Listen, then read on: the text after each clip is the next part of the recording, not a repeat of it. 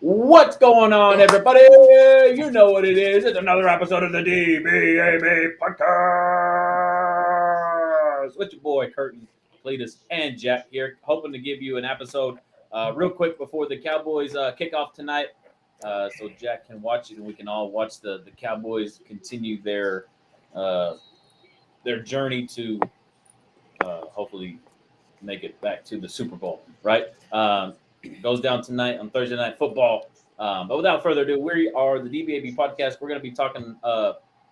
Hopefully, we don't do our normal 90-minute plus show. We'll try to make it a little bit quick tonight for you guys. Major focus points. I don't know if you guys want to talk about it. Obviously, the college football playoffs, excuse me, right? We got the conference championship games this weekend that could really shake it up and make it really interesting to see what the committee will do in terms of who the top four will put in.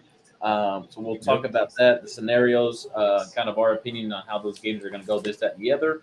And then, of course, this crazy thing that opens up officially on December 4th, and that is the transfer portal. And you've been following along.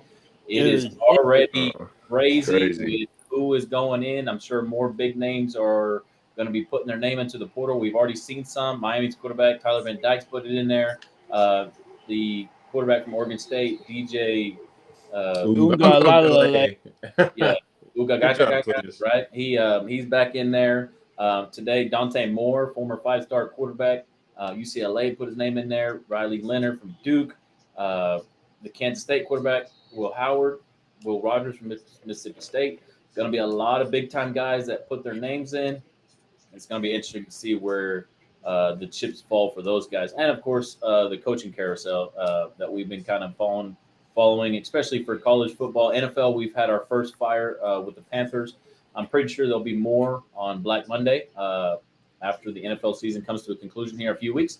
But definitely in college football, the thing nowadays is that they start to get those guys out earlier. They try to bring a new guy in early since they have early signing period. They got the transfer portal now, so trying to get new people in place. Take advantage of that instead of like old school when they would, kind of let them go late and then because signing day would be until that first Wednesday of February, right? So different game now, different landscape in college football, which is it's exciting, but at the same time, it's kind of rubs you the wrong way a little bit. Yeah, it's definitely crazy. Yeah. Oh yeah. We've had two fires, by the way, Josh McDaniels and that's correct. Fact checking you. Thank you. Forgot about it. He's been a minute, right? They should have. We've talked about it before. Obviously, Jack has a strong opinion about it in terms of the Raiders and where they went wrong. A couple years ago when they went with McDaniels over Versace, baby. Yeah, they probably should have stayed in house for that. Versace, baby. I'm sure he regrets that. But without further ado, real quick, you know what it is. It is the DBAB podcast. Let's go.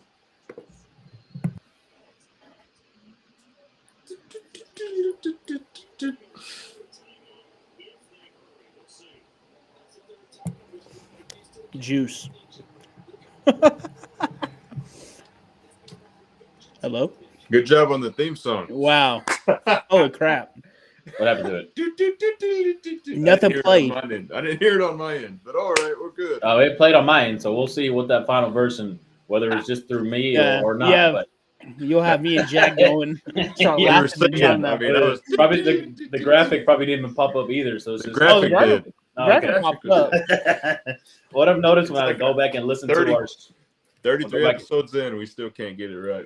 Well, we need somebody to come in and edit this. That's what we really need. We need to find that person that can do all the editing and make it look fancy for us. We just show up and talk. Slappy's just talk. When I listen to the podcast, and I always get to that part where we do the music, it sounds so terrible. Like for some reason, it's awful. It sounds out terrible, so it pisses me off. So, but also hearing my own voice makes me want to just all 15 seconds of the music. Yeah, and then when I hear my voice on I just want to jump out of the truck on the highway. It's like what you're like. What the shit? Yeah, it's terrible. Fellas, let's jump into this. Obviously we got about 30-ish minutes before the Cowboys kick off. A little bit longer than that. You should have a timer at the bottom over here and see how fast we can get this episode and talk about all our takes. Dumb takes. I know.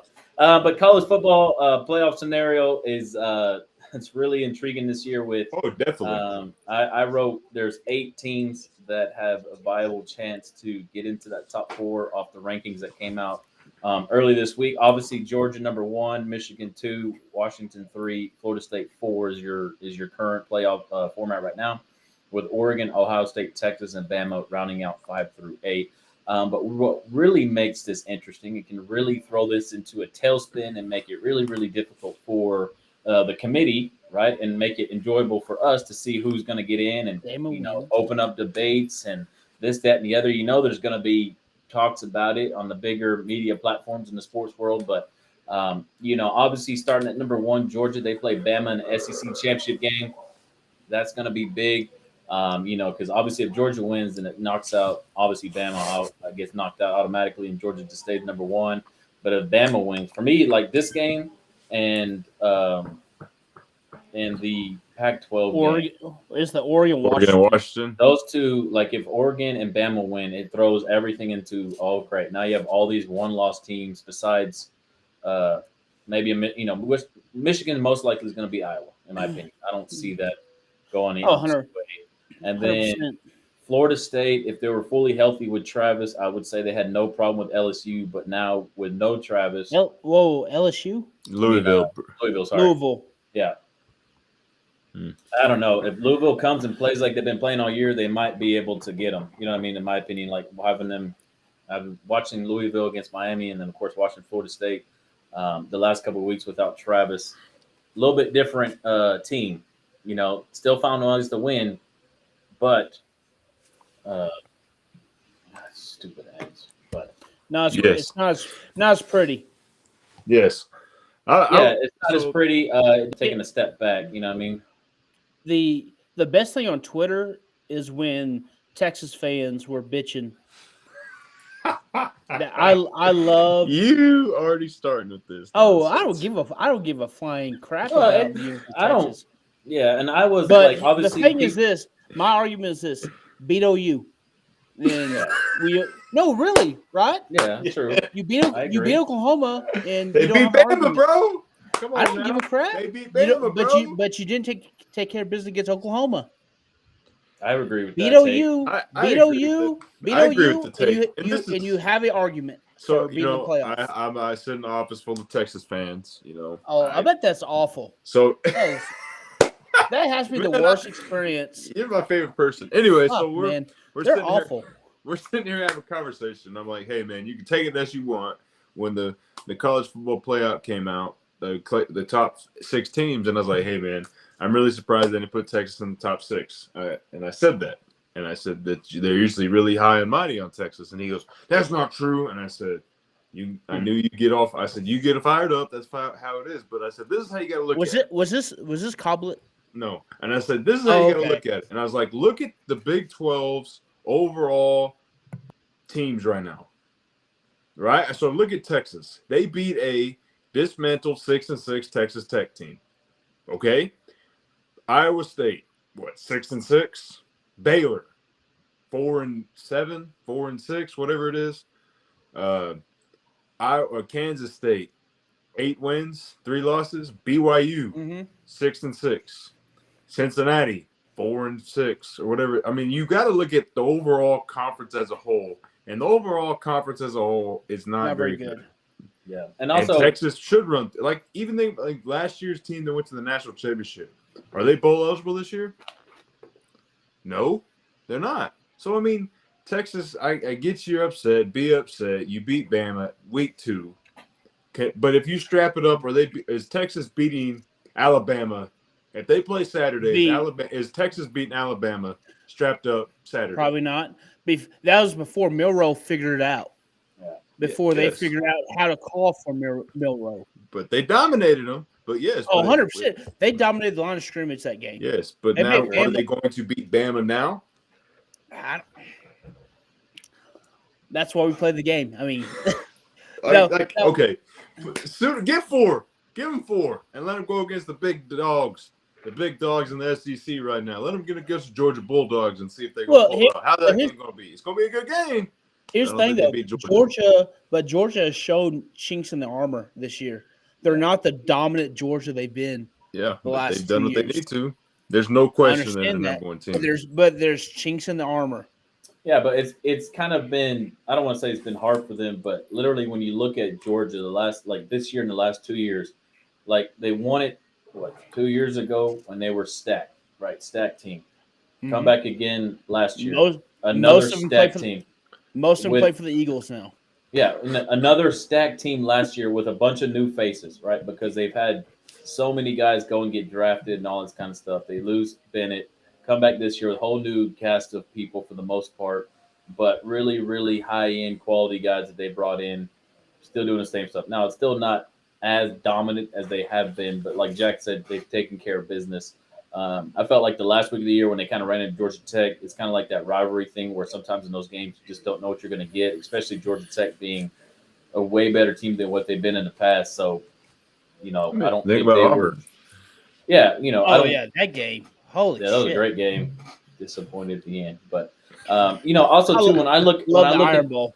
yeah, great game. When I look at the top 8 teams and you go through the teams that obviously there's four that are undefeated. They're the top 4 teams. But all the teams that have a loss, like Texas has the worst loss on their resume, if that makes sense. Like losing to Oklahoma. Like when you look at it, they have the worst loss on paper at the moment. Like Bama's loss was to Texas. They're ranked in top 8. So it's not a bad loss for them to have, if that makes sense. Uh, Ohio State, who they lose to, Michigan, Oregon, who they lose to, Washington, and so it's not like some of these teams are losing to one off. It's not like Oregon lost to Southern California or something like that, or Yeah. Stuff like that. It's So not. It's not like Ohio State got beat by Penn State or Yeah. yeah, Iowa. something right. So like when the rankings came out, for me, I was perfectly fine with where Ohio State fell because they have one loss and Texas has one loss, but Ohio State's But lost. they were number 4 when Yeah, they they were played. number 4, and they lost to Michigan. And then actually, it was a good game. It wasn't a blowout. It was like if Michigan would have blown them out, then I could have seen the committee What maybe was putting Texas over Ohio State. I agree with that. what but was that? What was the score of that game? Oh, So 34-30. Yeah, so the Texas OU game. so that being said, right? Fuck them. Who's your 4 in the college football playoff at Monday? You don't know what's going to happen. Just pick it for Monday. What do you think? Tuesday's playoff committee. What do you got? okay, I'll go first because I'm going to tell you what I think about the games too. But I think Georgia's still going to be number 1. I think they beat Bama, right? I think they get fired up. They play a good game. Obviously, Kirby will have them boys ready. Saban will have them boys ready. But I think Georgia pulls it out. Okay, stays number 1. Michigan, I think they roll over Iowa and they stay number 2. I believe that Oregon is going to beat Washington because I think Oregon's playing better football than Washington at the moment. Now, it could change on Saturday. You never know what can happen. Yeah, Yep. That's why you play the game. Right. The Huskies might come out and play like they did early in the year, and it could be a good game like the first time they played. But I feel Oregon is playing better football consistently towards the end of the year compared to what Washington did. Florida State, I think if they beat Louisville, it's going to be a hard argument to leave them out at 4. Yeah. But I don't think that they're going to beat Louisville. I think Louisville is going to upset them, which then opens the door for do you put Washington at 4 or do you bring up Ohio State or Texas? Because obviously Bama losing to Georgia knocks them out. And I think Texas beats Oklahoma State in the Big 12 championship game. Handily, I think. Woo! So you got Georgia Dogs. I think Georgia, You Michigan. got the Georgia Bugs. You got the Wolverines. You got the Ducks, and you got Washington. And you said an upset. So you're saying it's going to be Ohio State or Texas, the 4th seed. Yeah, that 4th seed is going to be like it's going to get to that part where it's been the last ever since playoff comes out. Like, who gets that 4th spot? You know what I mean? Like, I think the top 3 will be solidified when Saturday's done. It's going to be the toss up on the 4th. Do they put Ohio State in a 1-loss Ohio State to Michigan, or they put a 1-loss Texas in that came from Oklahoma? You know what I mean? Now, Ohio State doesn't get to help their chance this weekend because they don't play. You think that helps? You think it helps them? It could help them. If they don't play, they don't have to worry about losing again. Yeah. And if I don't think it helps their case right now. If Texas just shits the bed though, like wins but wins ugly, Do you put Ohio State over them? Yeah. That's the thing. Yeah. If they win, but they win ugly, But well, it still can't. You could argue Ohio State has a better resume. Yeah. Yeah. I think Again, three's going Texas, to change. don't lose 4 is going OU. to change. I Yeah, kind of had the same. I have the same kind of verdict. I have Georgia, Michigan. My 3 and 4. I have Oregon, and I think it's going to be Oregon, and I think it's going to be. Don't shoot me here. Florida State. Okay. I can see that. I think Yeah. Florida State's they're going to beat Louisville. I don't think there's going to be an upset, but I think Florida State's not going to have the same like firepower to hang out with the number 1 team in the land. Hey, No. what they were playing North Alabama, right? When he got hurt. Is that correct? Yeah. The quarterback. Yeah, so I think And that they struggle. Yeah, I can see that. I agree, Jack. I think Florida State's going to get in by committee, and they'll be number 3, and then the 1 loss, Oregon, is going to be number 4. And I know people are going to get mad because they're going to see Oregon, all these games through Oregon, hurt. They got hurt. They lost to Washington, and they barely beat these other people in the beginning of the year. But the thing that they're going to have to come back to is they came back and beat an undefeated Washington in the national era in the Pac-12 championship. Now, and knocked Washington's hopes. Like, Michigan, Ohio State, I think that defined the Big Ten champion who's going to be representing them. I don't think Ohio State gets another chance. I'm not going to argue with you, Josh. I just don't think Ohio State gets another chance. I think it's going to be Texas, Washington, or Florida State, and that get those last 3 spots. Those other 2 aren't going to change. Those other ones are going to change. It's between those. I don't think Ohio State's going to get another chance. I think their chances for that spot went down when they lost to Michigan. Here's a thought. Okay, Washington gets beat by Oregon. Florida State gets beat by Louisville. Washington, Oregon, 3-4. Whoa! 2 Pac-12s in the same year? Well, think about it. Oregon got the revenge game against Washington, but if it's a close game, the Pac-12 championship game, and say Florida State just gets railroaded by Louisville, which I don't think they will, but what if it's just an ugly loss? Do you think that revenge game from Oregon bumps them to like 3? Then you go, oh, Washington looked good, but just came up a little bit short. You put them at 4. Interesting. I would be curious to say if something happens where Washington loses, Florida State loses. I think if Florida State loses, they're out of the running anyways. But some of these teams, like when the dust settles and it's kind of confusion, especially at that 4 spot, does the committee have somewhat of a bias in terms of putting in a team that they know is going to be able to go out and compete and not just throw a team that they're just going to get slaughtered by Georgia? You know what I mean? Here's a thought. Who's going to sell more tickets? Last year, the big Pac-12, baby. Let me put on my tinfoil hat here. You live in that hat, man. Okay, I do. Great. You do. You and Adam. What? You and Adam live. We have cases to defend that argument. Do we not? Y'all call the NFL writers. See what the script is this year. We didn't say writers, bro. We just said that it's kind of sketchy sketch. Some of the stuff that I get in what Josh calls the holes, rabbit holes. And you're now entering the Twilight Zone. And then they come out. These answers came out of nowhere. I don't know. Yeah. Well, but back 12, so could sell tickets. Yeah, but when you think about it too, just from a national standpoint, last Big 12, hoorah and stuff like that. But Clete brings up a great point in terms of who's going to sell more tickets. So if you get to the point where, say, that 4th spot is going to be up between Washington, Ohio State, or Texas, in terms of national brand, and say they're all 1-loss teams, obviously Ohio State and Texas are going to have more of a national brand if they want to pick it for that reason to sell tickets or to sell the game because of, look, you got Georgia and Ohio State or Georgia and Texas, future SEC opponents or future, super conference rivals, whatever the case may be, And here's a thought here. Bama beats Georgia. Bama goes to 4, 3, 2. Michigan moves up to 1. Drop Georgia to 4 or 3, so you don't have the rematch again. I mean, here's just another scenario to throw out there. Bama beats Georgia.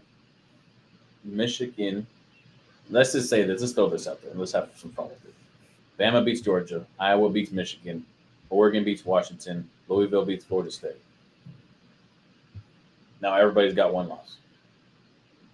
Now who do they put in there? Good luck, committee, on that one. Yeah, that would be a clutter, absolute cluster chaos in the committee room. Speaking of the Iowa Michigan game, y'all see the first half line, the over under, or the total points for Iowa in the first half is half a point. It's 0.5. They're basically saying Iowa will not be able to move the ball in Michigan. Wow. Well said. Well, it's probably true. They don't really have an offense. No. They just had a really good defense. I just know this: the under has hit, I think, every week, but 1 or 2. This year with Iowa. Yeah. So you hit the under, huh? The under is hit with those guys. So no. In the words of Cletus, because Iowa can't score. Iowa can't hammer the under. Hammer the under. Iowa cannot score. Yeah, that's gonna be. If that game is close in any regard, I'll be absolutely shocked. 100%. I agree with that. All right, so we got our top 4. The college playoff committee has a heck of a time. They're gonna have a fun time on Tuesday if we see some of the stuff we've been talking about. This is why they should say scratch the 14 playoff and go ahead and do an 8-team or 12-team playoff. Well, that's coming next year, right? Yeah, it's coming next year. They said this is a perfect example why it's over. You have it because of this reason. But another big thing. So Cletus, let's get the first interaction of Texas A&M's new head coach, Elko. Big fan. All right, that's it. We'll move on. We're talking about enough A&M. Big fan. Let the record state that when we first talked about this a couple weeks ago, Cletus's number one guy that he wanted was Elko. Yep. And what did A&M do? They go try to get Stoops. Everybody revolts. They back which was funnier than shit watching that on Twitter unfold. You see, I see Mark Stoops going, okay, one at Kentucky. Kentucky has zero resources, so he's done it for a long time. Okay, it's gonna be good. Look on Twitter, and Aggie Twitter's revolting. I'm like, oh shit, and they go, Elko, welcome. Come on, Betty. I've listened to a lot of his stuff this week. Of course you have. I mean, it's I got a 22-minute drive to Roosevelt every day, so I got to listen to something. But what I liked what he said was, people always talk about what this place has. We need to stop talking about it. We need to be about it. We got to roll our sleeves up and go to work. This place has the resources. It can win, but why is it not winning? Well, we need to stop talking about winning national championship and gotta go work for it now. Yep. And so I've like enjoyed it before. Well, it's the first defensive coach since R.C. Slocum. R.C. Slocum was the last coach to win a championship at A&M, a Big 12 title in the 90s. So, defensive coach. The funniest thing, and I don't know if y'all saw it, was Petrino getting hired at Arkansas. Y'all see that interview? No, we did not see that interview. So he's interviewing him, and Jimbo brings him in last year. He's talking about last year. He goes, "Yeah, Jimbo wanted to keep the same terminology, so I spent weeks losing sleep and studying Jimbo's terminology and thinking to myself, why are we calling it like this?" He says, The that. offense we're going to do at Arkansas is going to be offense I know and be very comfortable with calling. Basically called Jimbo out and saying it was way too complicated. Hmm. He made it way too complicated than what it needed to be. We do that a lot as coaches. Just so you know, we do Well, that a lot of the time. especially older guys. Yeah. I think they get stuck in their ways and like, no, this is how we do things. This is how we do things. Well, you haven't moved the ball in 3 years. Something. That's why. And you have cats, That's why. and you have the cats. So it's either the offense or the cats, and it's not the Mm. cats because the Yeah, you cats have can play. resources. I do think I will say this. Take it as you want because neither of us care. But Sarkisian came in and said the same thing. We can't talk about it. We got to be about it. He's got him in the running. So I think it's. And I've always said that Texas and A&M have no excuses why they can't compete for national championships, and that's one of the reasons why I don't like them. You know this. And by the way, a year anything. from now, we'll be watching Texas A&M at Kyle. Good job. Giggle. Yeah. But just that's one of the reasons why I don't like those two programs is because they always talk about being in there, have no excuses not to be in there. And now that Sarkisian has them going in the right direction, so I applaud you, Sarkisian. A&M needs to do the same thing, get the crap together, and get A&M and Texas back on the map with football. He did shout the Texas High School Coach Association, which I was appreciative about. Elko did, basically saying kind of the same thing. Open arm, our resources are available. We got open arms to y'all. Wherever y'all need, we'll be happy to help. The first person emailed him was Cletus. Yeah. Transfer portal. We're done talking to A&M. Transfer portal. Interesting. It is the wild west how out there, fast people are hiring coaches now, and it's even crazier how fast people are declaring to the transfer portal, and how interesting the landscape changes after a week of games. So coaches leave, you enter the transfer portal. You wish the best for some of these kids, but some of these kids are also doing it with like 1 year of eligibility left, trying to make it on a national championship team, or you're just trying to be like, or get that NIL. Get that NIL deal. It's a wild west, man. It's crazy where some of these names are going to go. It's really crazy to me how fast this is about to happen. Like when the 4th happens, or the 3rd, like December 3rd, after this weekend, there might be a crap ton more that say I'm entering the portal. For sure, there's going to be. So like going back a little bit in kind of the history of the transfer portal, like a brief recap. Like obviously it's still newish thing that teams are still trying to figure out. It's still you got to recruit your thing you got to recruit your roster now. Yeah, it's an ever evolving thing that the NCAA just dropped on everybody. Because I remember when it first came out, it was just like the floodgates open, and it was truly chaotic. And they've tried to come back in and try to refine it by putting periods and when kids could jump in it and could transfer, and they closed it down. And now they've redone it to where I think it opens the 4th and it goes for 30 days and then it shuts down.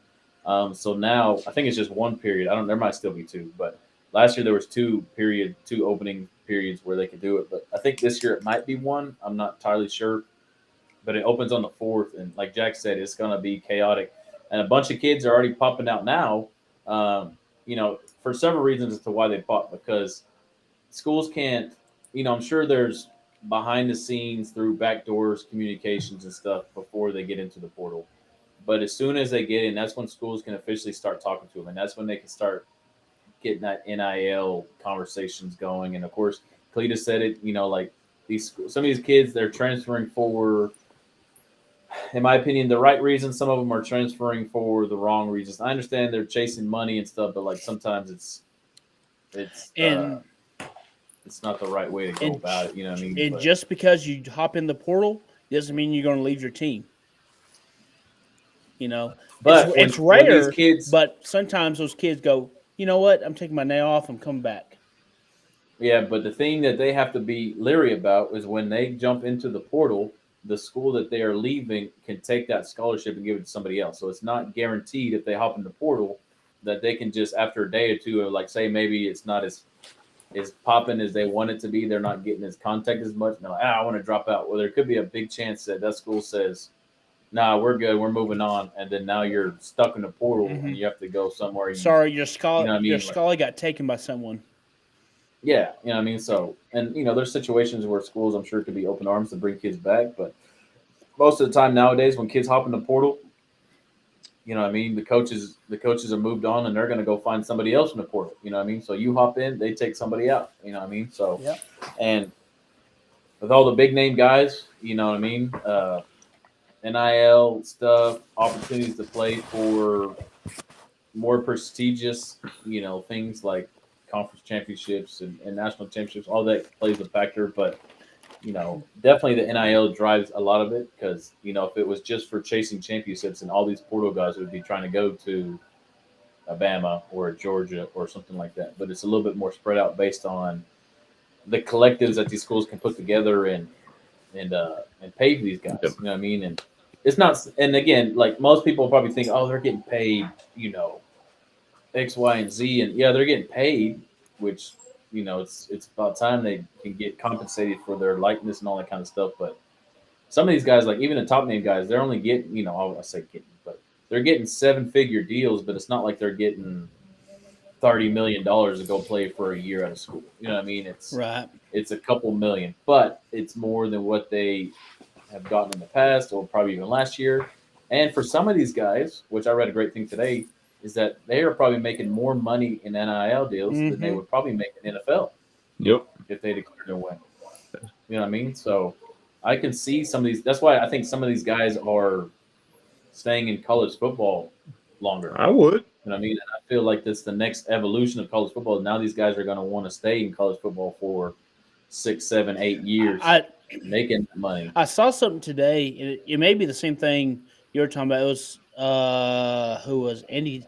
Wasn't Andy Staples? It was I saw Clay Travis tweet something about it. About the gosh, they're gonna start suing the NCAA for eligibility stuff. Yeah. Was that what you read?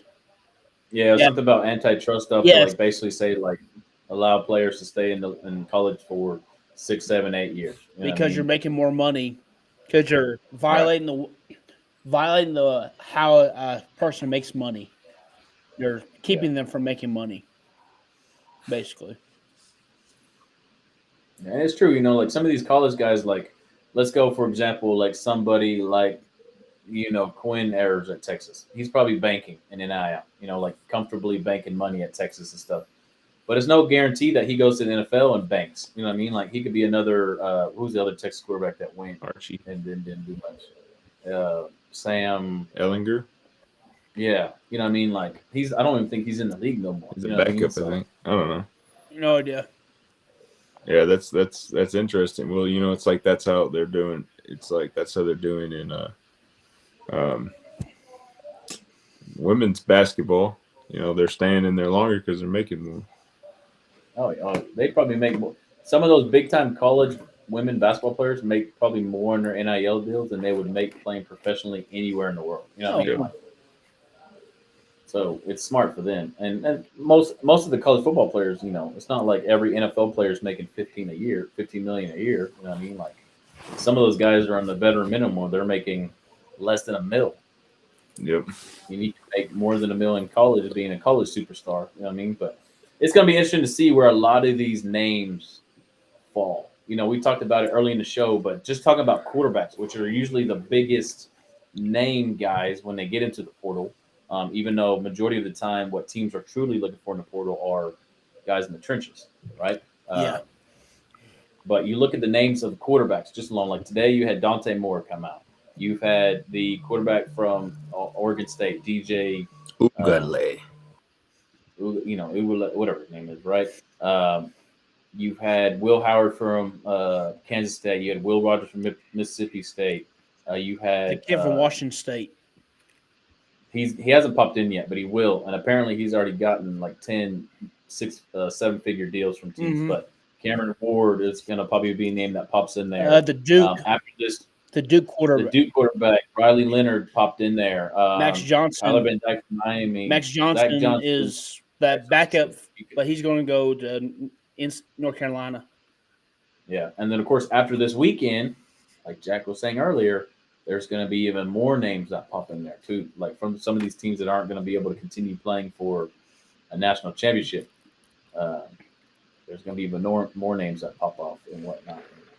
Uh, it's going to be crazy. I like to follow it just for all the chaos and to see where these guys go and whatnot. It's a crazy time to be alive, gentlemen, in terms of what we're seeing in college football. Plus, at the same time, with all the coaching carousel, every year there's always a coaching carousel. Guys getting fired or moving on, and it's a domino effect that leads to this. That. The other, Michigan State got rid of Mel Tucker earlier in the year. Excuse me, they replaced him with Jonathan Smith from Oregon State. They elevated their DC. Um, there's Mississippi State got fired there. They brought in the OC from Oklahoma.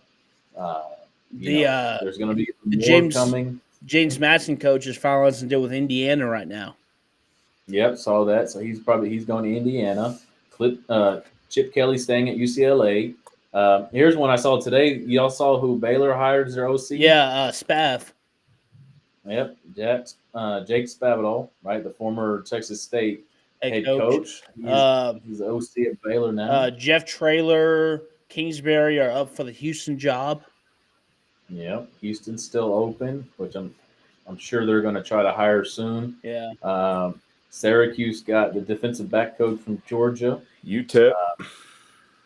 UTEP still open. San Diego State got Colorado's OC. Yep, good move from sources. That has been a shit show. Colorado. Have you been similar reading? Like they've had. Well, I don't know. We'll see how it plays. Dion he's like he was a recruiter, but he seems more bent on getting guys in the portal, whatnot. But crazy, they've had a coach resign and decide to go coach at Charlotte. They lost their OC that they demoted during the year. They've had their top 3 recruits for the next 2 years decommitted. They've had a bunch of guys hit the portal, but I think that's just how he's going to operate. I think Dion knows how he's going to play it.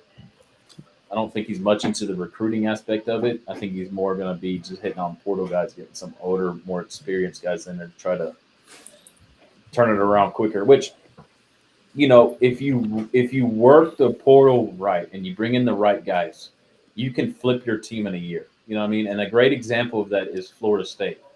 Now they've been building, right? Like I hate to say it, but he's riding the ship compared to when he first got there and took over for Taggart. He took over a mess. He's slowly been building it up, and he's been hitting. And he went out and got some really, really good transfer guys. Like their 2 starting receivers, Coleman and Wilson, have been top notch. Obviously, Travis was a transfer guy, but he was got there before that. But that defensive end.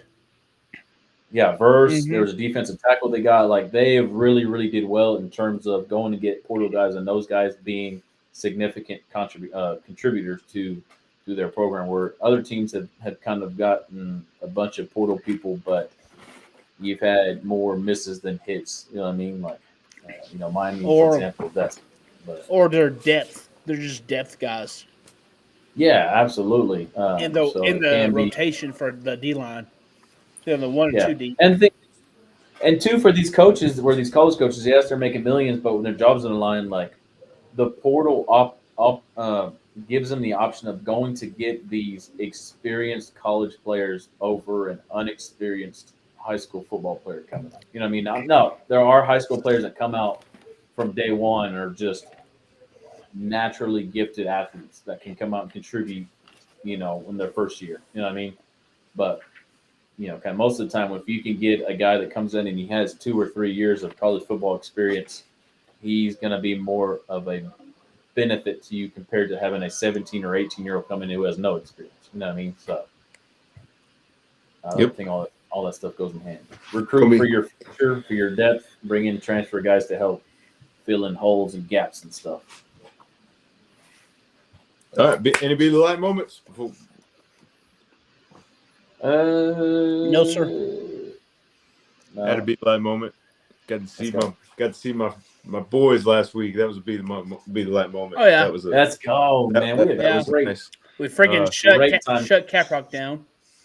Shout out to Caprock Cafe and Love It, 34th Street, 82nd Street. Let's go. They're not kicking us out because they had every right to kick us out. Yeah. Yeah, no. That was my Be the Light moment. Great time to get together with the boys, talk a little bit about life, a little bit, talk a lot about football. But we'll be able to do that more here. So, especially when January rolls around, we got clinics coming. Cletus, Jack, and I talked about coming to Lubbock for the Lubbock Clinic. So maybe we can all hop in and go. Thinking about it. Let's go. Yeah, it's the 19th and 20th, I think. Which big fan of that. We have I mean, it's crazy. I have a powerlifting meet. That's my next sport anyway. Powerlifting meet. I got another Be the Light moment, but I'm not gonna say it on air. I'll tell you guys later. But the 19th or the 18th powerlifting, 19th I got a Friday and Saturday. It's the meet. So yeah, it's always a good thing to see. I know the Cowboys about to come on, boys. So you'll probably get some text messages, me fired up. But it's always good to catch up, boys. Y'all want to keep going with your boy Jack. Gotta watch. Here we go. Here we go. By the way, shout out. You can't forget this part. Here we go. Here we go. Also, I also have to give a shout out for the Pat McAfee show and Aaron Rodgers. I used to not like him in Green Bay. I had respect for him in Green Bay, but I do like him in New York. If you didn't watch his little segment with Pat McAfee the other day, great segment. He talks about NFL as it is. Also, shout out to Alex Smith for what he said to take shots at the GOAT. That was hilarious. He took shots at the GOAT. You got to respect the man that does that. Also, it's always good to see you boys. Great.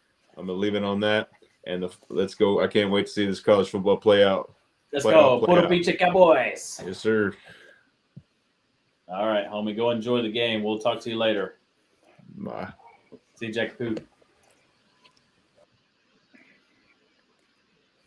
All right, just leaves us two for a little bit. Yeah, when he was talking about the Alex Smith thing, I remember watching it because obviously he's talking about, for those that don't know or haven't forgot about, but like Tom Brady basically said that the league, NFL is like basically mediocre now. Oh yeah, I saw that. All that kind of stuff, and obviously he says it now that he's out of the league, but Smith was kind of talking about it and talks about the division that he was in, and that wasn't really much of a division or a challenge for them the longest when he was there for the majority of his years. And it's funny, like when he said it, like, oh yeah, there wasn't much competition and blah blah blah blah, and like 2 seats over as Rex Ryan. Of course, he used to be the head coach of the Jets during that time, so it was pretty comical to watch that little clip. But it's true. I do think that, and I'm pretty sure you would agree.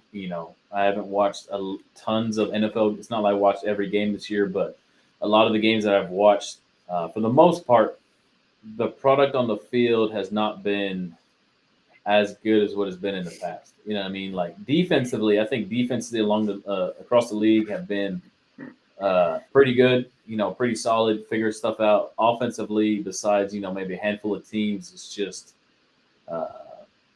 not good football to watch, especially when you got the amount of talent out there. Now, of course, quarterback injuries, the big name guys hurts. Yeah, that's the biggest thing is quarterback play. I don't think is a little down this year than what it's been in the past. Yeah, and looking at some of the injuries, Rodgers is out, and so that's messed up the Jets because they've had to rely on Wilson and other guys. Burrow out, so that's messed them up. Trying to think of some other named guys that have been hurt. Anthony Richardson, a young guy that was kind of going a little bit. Yeah, he was. Obviously, him getting knocked out. We can go through the whole league. Obviously the 49ers been pretty salty with Purdy. Had a little bit of a down streak, rough streak, but starting to catch their feet now. Geno Smith, obviously he starts with the Seahawks, but not necessarily you would put him in a top 10 or top 15 list of quarterbacks in the league. Matthew Stafford is on the downhill portion of his career, can still give you moments of brilliance, but then other times kind of starts to show his flaws, if you will. Obviously, in Arizona, you got Kyler Murray coming back, but it's not like he's lit up the stat book, anything like that. And before him, Dobbs was serviceable. Oh, yeah, Kirk Cousins is out. Dobbs has been serviceable with the Vikings. Herbert hasn't been necessarily that good. Allen has been hit or miss. Jalen Hurts has been pretty consistent. Patrick Mahomes hasn't been that good. Josh Allen has been average at best. Yeah, average at best for sure. Jimmy Garoppolo in Oakland hurt. Um, Wilson over there in Denver starting to figure it out. They're starting to get on a roll. Um, the Browns quarterback Watson out hurt. Steelers Trubisky, new OC, maybe bringing some new life to that offense. Lamar Jackson doing Lamar Jackson things. Yeah. I'm trying to think of other stuff here. The Jets are a mess. Dolphins too is pretty good. Will Levitt's a rookie that's struggling. Yeah, and it just for Levitt I'm pretty sure you can attest to it for the Titans, but like started off really good. He had one good. First He had one good game. That's what I'm saying. Like start off really really good, and then it's been downhill ever since for him. You know what I mean? Which has been unfortunate for Titan fans. Jacksonville, Lawrence has been like up and down. Obviously, Bryce Young being a rookie, struggling this year big time. Baker Mayfield being okay. C.J. Stroud being a dude with the Texans. Like seeing that. He was my favorite quarterback prospect coming out compared to the other two last spring. I think who else? Obviously, Dak's having a really good year so far. They could just beat teams like the Niners and Eagles compared to blowing out the Giants and stuff like that. I think that would really help his case. What's pissed me off about Dak is early he was kind of average. He was not turning the ball over, wasn't doing anything just spectacular. I drop his ass in fantasy and then he starts freaking going off. Oh, I can't believe that. I think the first game of the year he did pretty well, but I think it was more of an adjustment period with him and Mike McCarthy in terms of play calling and how things were going to be done and and trying to figure stuff out. Which you think you have that stuff done, but you sometimes don't until the bullets start flying and kind of figure stuff out and how you want to call it, how the quarterback gets comfortable with you as play calling, all that kind of stuff that goes into it. But I think they're rolling. It's just the thing for the Cowboys, and if Jack was here, he would attest to it. But they look good against the teams like the Giants. They look good against the Commanders or teams like that aren't necessarily good. But then they go play the Eagles. Yeah, and again, it's not like they got blown out by the Eagles. The only game they've really kind of been blown out or beat the Niners, soundly was the Niners. But that was when the Niners were playing the best football, in my opinion, in the league at that time. They were playing the best football. And then they kind of dropped. And the Eagles have been probably playing the best football. But they've been benefiting a lot from other things. But, I need Dak. But the Cowboys are playing better. I need Dak to throw it to Ferguson right now.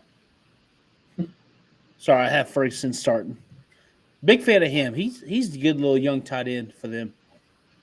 A tight end that's kind of popped off, in fantasy that's been good and in general, well, besides the Vikings guy is the Lions tight end. Puka? Laporte. No, Laporte. Yes, Laporte. Yeah. Yeah, Puka is the Rams receiver. Let me see. Fantasy tonight, I have Lamb going, and then the guy I'm going against has Pollard and the Cowboys kicker and the Cowboys defense. I got Ferguson and I got Charbonnet, the rookie running back for Seattle, which I was like really nervous about starting him, but I mean he's one of my better options. Right. The only thing I don't like about our league, throw it right there. Shit. Fuck you, Dak. The only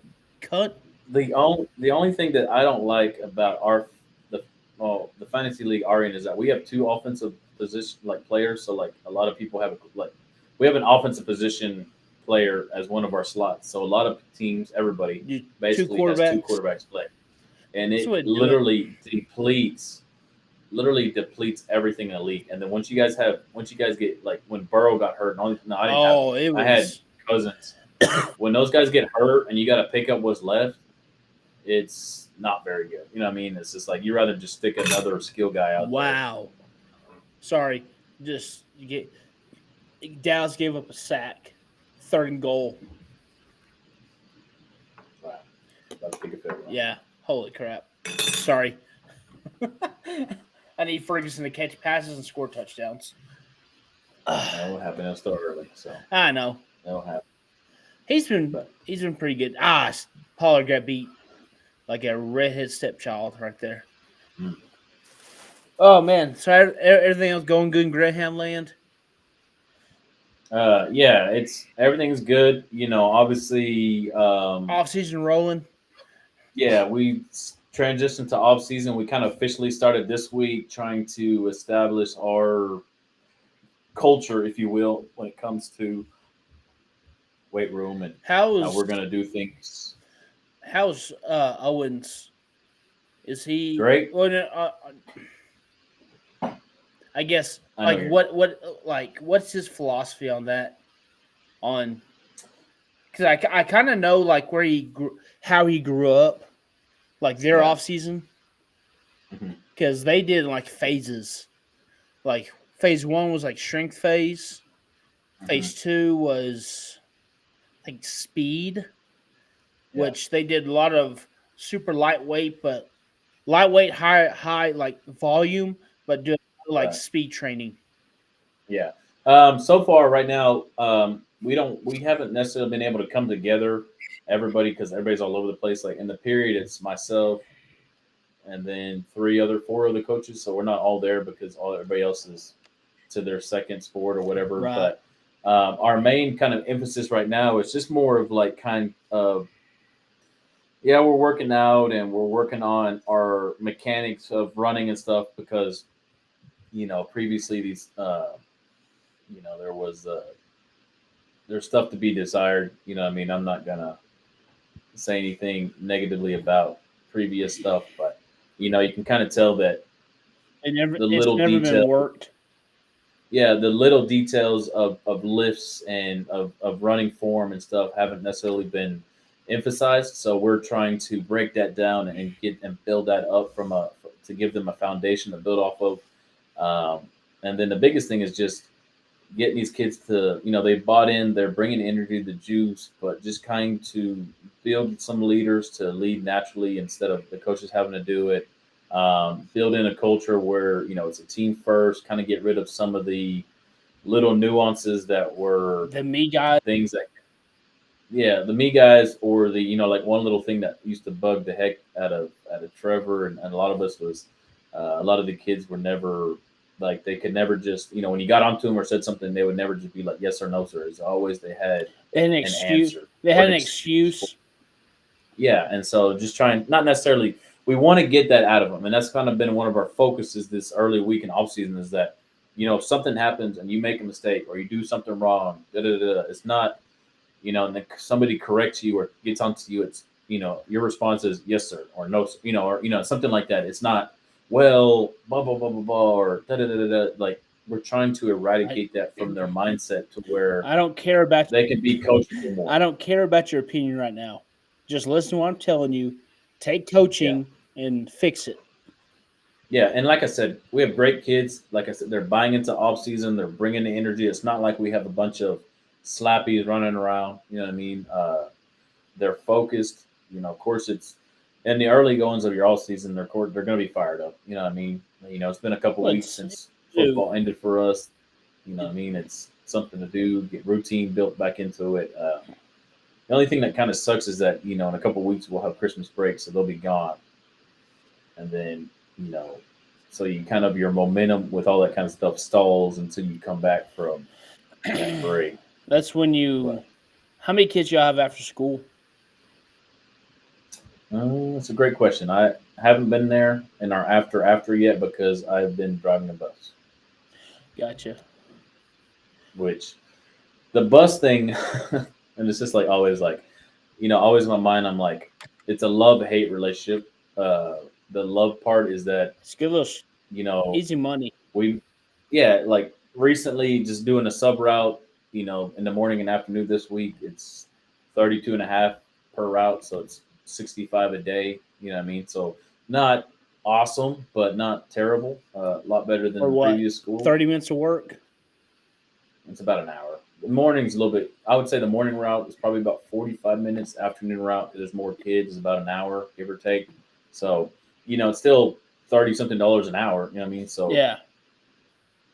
it's not bad. It's easy. It's extra money that's going to go into the check.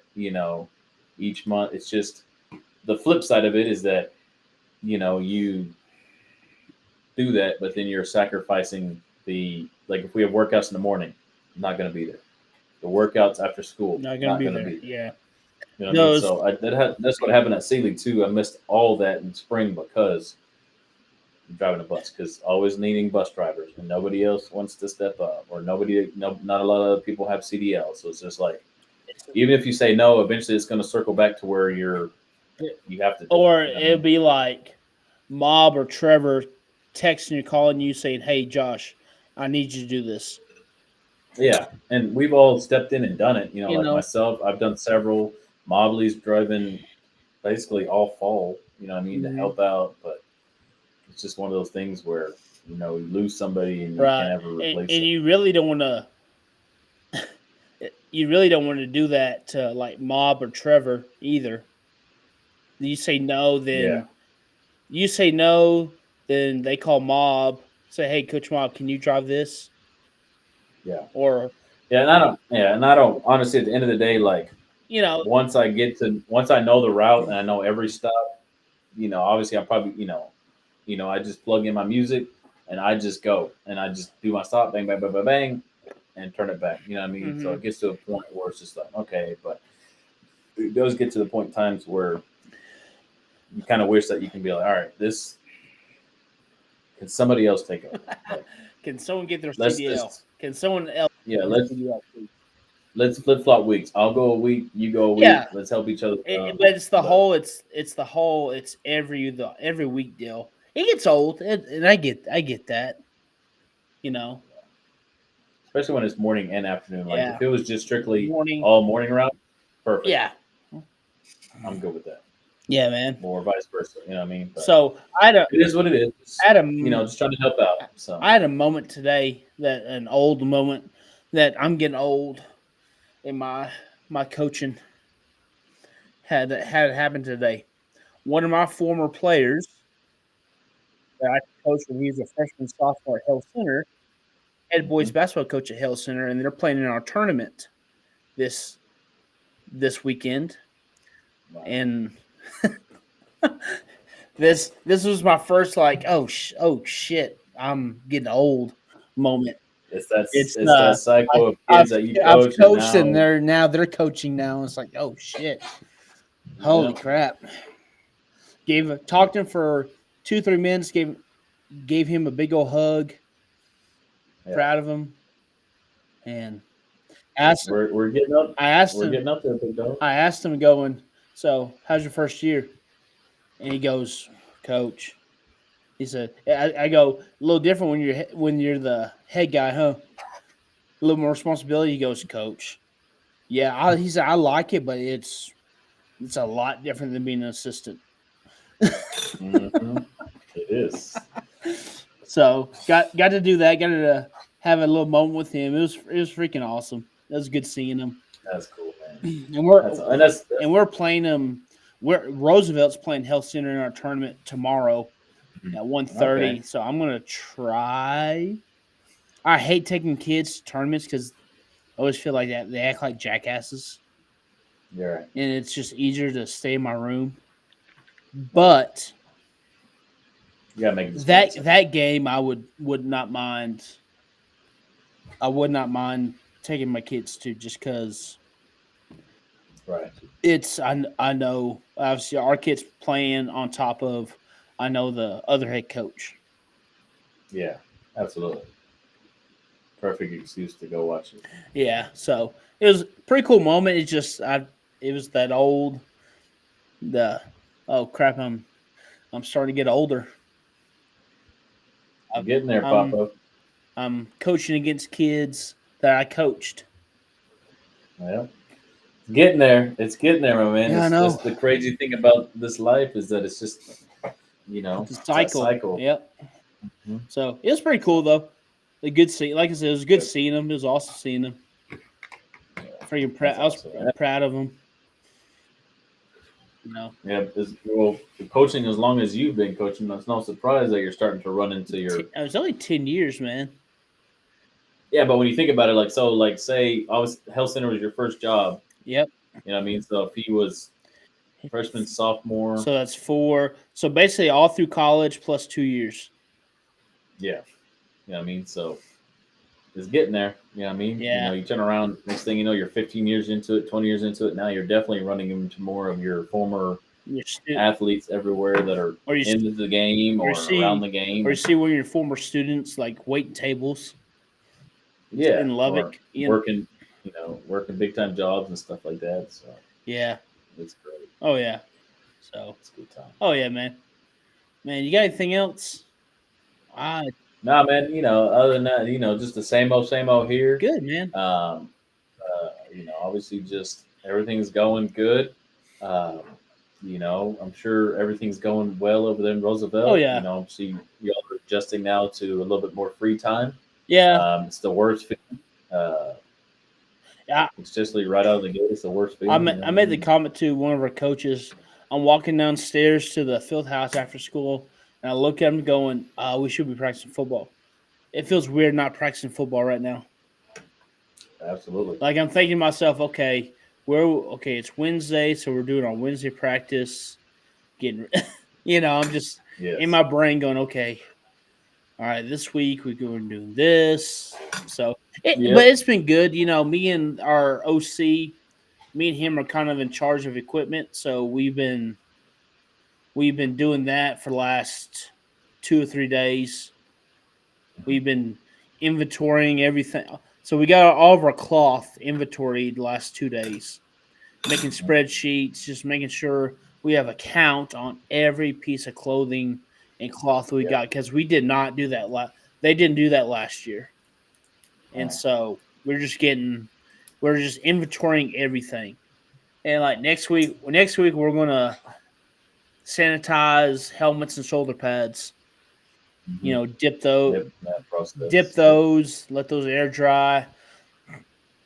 You know, we're trying to figure out some different ways to hang stuff and put stuff up to organize it better, because our storage room are 2 old coaches' offices from our old field house, and it was not meant for storage. So we're having to get some stuff made, and so it's been good. We're just, like I said, we're just trying to get everything reorganized and figuring out what we got and what we don't got. And I'll tell you what, I love the equipment room. I like, you know, it's kind of one of the first things that was dropped on me when we were at Fort Isabel. Now, of course, I had help, whatever, but knowing the type of person I am with having everything being organized and having a little bit of ADD kick in and that kind of stuff, and I love being in the equipment room. Like even at Sealy, like I would find myself in there, like doing stuff and organizing it. And, you know, I don't know. I take pride in doing it because of what's in there and making sure everything's nice and not losing stuff.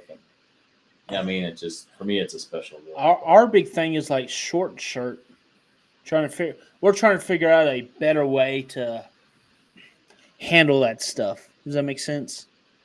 Yeah, your cloth. Yeah, your cloth. It's just, I can't tell you how many times during football season we're trying to get to practice and I get a JV kid going, Coach, I can't find my shirt and shorts. Oh, that's the worst. That's one of the worst, like, you don't want moment where you just want to snap. I don't want to say, well, go freaking take someone else's. Hurry up. We got to get practice going. Yeah. You know? Yeah, I don't know. Like, I'm pretty sure I don't think there's a good way of doing it. It just depends on the structure of your. One of it is just how, I don't want to say structure of your facility, but like the organization of your like coaching staff to get stuff done. Like I know here, like of course we got clips. The kids are giving out their gear and everything's numbered, so kids have stuff that is issued to them. That we have. Yeah, issued to them. We have it, transcribed with a spreadsheet, and then after practice, they clip everything, put it in the bin, we wash it, and then as coaches, like most of the time during the season, I would go in there and I would hang up everything. See that's the thing. I think we need to do. I think we need to do a better job of.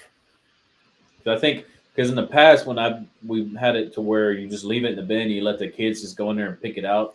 That's when shit gets stolen. that's when you run into more of kid lost his, so he takes somebody else's, and it Yeah. starts the little domino effect of somebody I was not having. I was reading so 2 years ago when we went to go talk to Gunner about their stuff, I started kind of reading all their like their like policy stuff, their athletic Mhm. policy. I kind of like doing that, just kind of seeing how different Oh yeah. different teams, different people kind of do stuff and just kind of Mhm. getting ideas. Um so the thing I got from like clothing wise from Gunner, I think the thing is like they only issue and helmet and shoulder pads and knee pads. Hmm. That's the only thing they issue. Cleats, gloves, cloth is all on the kids. Like they have like a BSN store where the kids can buy the matching stuff. So if you're on varsity, you have to get this stuff. Mm. But again, different for our kids and the Gunner kids. That's a little different financially Yeah, situation. yeah. I'm about to say I would depend on your clientele. Like if you're in a spot where you know the kids can financially Afford it. afford, you could do that route, and you could probably make money off it somehow. You know what I mean? Yeah. But when you're in a place where economically it's not beneficial, then you're going to come across kids who are like, Coach, I can't get it, I can't pay for it. You know what I mean? Right. So we're And like the washing stuff, like I was reading too, like they don't do lawn. Like the only thing they wash is the uniform. mm, There, but the kids are expected to. If you want your stuff washed, you take it home. If you leave it at home, it's on you. yeah. Which I don't. I like that kind of mindset because it starts to build accountability for the kids, responsibility for the kids to take care of their stuff. You know what I mean? Because Mm-hmm. you would think for the most part that like if somebody gave me something like cloth and I lost it, okay, yeah, I lost it, but there's It's not much it's of not a mine. I didn't spend my money. right. There's no love lost because I'm like, oh, okay, lost it. I can get another one. There's no value to it for me. But when I pay for something, now it has a little bit more value to it. So when I do lose it, it means a little bit more because now that means, oh crap, I got to go pay for another one. Now it just means more value. So it Right. helps kind of build that responsibility and accountability for the kids and all that kind of stuff. So Yeah. you kind of are able to hit on a couple character values while doing that. Yeah. But it was just kind of reading through some of their stuff. It's pretty. There's some good stuff in there. Yeah, oh, I'm sure. Without any ado, so obviously it's always great to catch up. I know we both want to go and watch the Cowboys play for Thursday night football, and of course, we're always going to talk anyway. We could probably end this show and be talking for another 45 minutes if we 100%. wanted to. But just to wrap it up here for our listeners, thank you for tuning in. Probably one of our shortest episodes in a long time. Hopefully, you enjoyed it with our Hey, talk of the college still over football playoffs. still over an hour.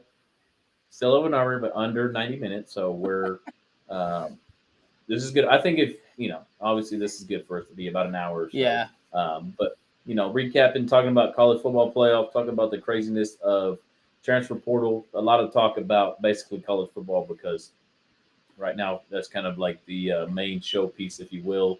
Everything else is just NFL is still going through their season. NBA just started going through theirs with their little silly in Don't season tournament stuff. don't. Uh, Hockey is just getting rolling. College basketball is just getting rolling. We're about to get upon the winter meetings for MLB. Interesting to see what happens there. But for the main focal point right now is college And football. clinic season's about to get rolling. And clinic season about to get rolling, which is great. I did see one thing on Twitter, and it was like real quick in here. You ever see the picture of the guy and he has all the knives to his throat and is like, what would they're always Tell me trying to something like what's your opinion that would put you in a situation like this? yeah. And then one of them was the recent one I saw was like somebody had said about I don't understand how people can go to clinics and all they want to do is go to the bars and get drunk and not go to the clinics and sit down and take notes and stuff like that. And like again, I felt both ways about it. Like one, I agree with okay, you're going to a clinic to listen to these guys talk and to try to get something off them. And that's the main part. But at the same time, like those guys, they're not telling you all their secrets. You know what I mean? You're getting And depending what clinic you're at, sometimes You get more for sitting at a bar and talking to other coaches, talking ball Yes. with other Yeah, coaches and hanging out and than you do at a clinic. amen. And it's not like people purposely go to a clinic just to get shit faced. You know what I mean? Like, yeah, they might get together and have some drinks and stuff, it happens. but football is gonna be spoken. Oh, yeah. You know what I mean? Like, and it could be way more beneficial to people than just sitting in a chair listening to a clinic where a college coach is saying the same shit Mhm. over and over and over again. Oh, You know yeah. what I mean? That's sometimes the best. Like I said, sometimes that's the like at coaching school. My favorite times are like down in the lobby, hanging out at the lobby bar or hanging out in the lobby, and I there's agree. coaches everywhere, and you just sit down and start talking. You start talking ball and Yep, start I asking agree. So questions and start figuring stuff out. And sometimes, again, I get more from talking to coaches than I do at clinics. Sometimes, like I like going and visiting, like going to schools and talking ball with coaches. yeah, Yeah. I do too. And I can't. I'm super excited this year to be able to go because most of them are in January. Where in years past I've been occupied by sport. Last year was the first time I was able to go to a few because they just happened to line up uh, pretty well with not correlating with my winter sport at the time. But like this year, being able to go to the DFW clinic again, maybe go out to Lubbock, go to the one in East Texas, maybe go down the one in College Station. You know what I mean? Like have more opportunities to go to more, which I'm excited about. We're going to late February, I think. We're going to spend 3 days, 2 or 3 days, I think. We're going to the Harding University Flexbone Clinic. Oh, nice. Very nice. So we're That'll going be to go fun. drive to all the way to Scarcity, Arkansas, to There you to go. freaking go listen to some Flexbone Clinic stuff. Let's go. Clinic season is always Oh fun. yeah, Like one, you get to meet up with a lot of buddies you haven't seen in a while. You get to talk football, have some drinks, maybe listen to a few college coaches talk. Maybe get to talk to them afterwards. It's a great time. Great time when you're having the what opportunity to do it. what But what I'm excited about this one is it's during their spring practices, so you get to see like all their oh, nice, drills. You get sit in their meetings, nice. and so they That's basically awesome. open up their practices for like 2 or 3 days for coaches, Yeah, and they go through that's they awesome. go through the offense with them. That's awesome. I like hearing that stuff.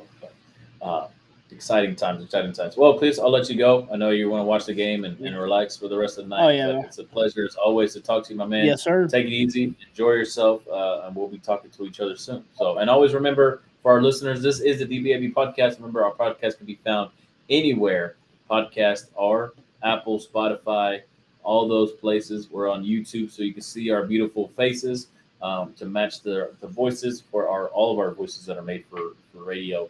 And we are also on X, which needs to have somebody else run it so it could be properly You're updated. doing a great job. Yeah, I just forget about it honestly every Well, once in a while. I think we'll talk about it.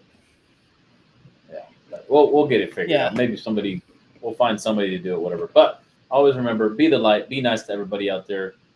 Peace and love, everybody. It is the DBAB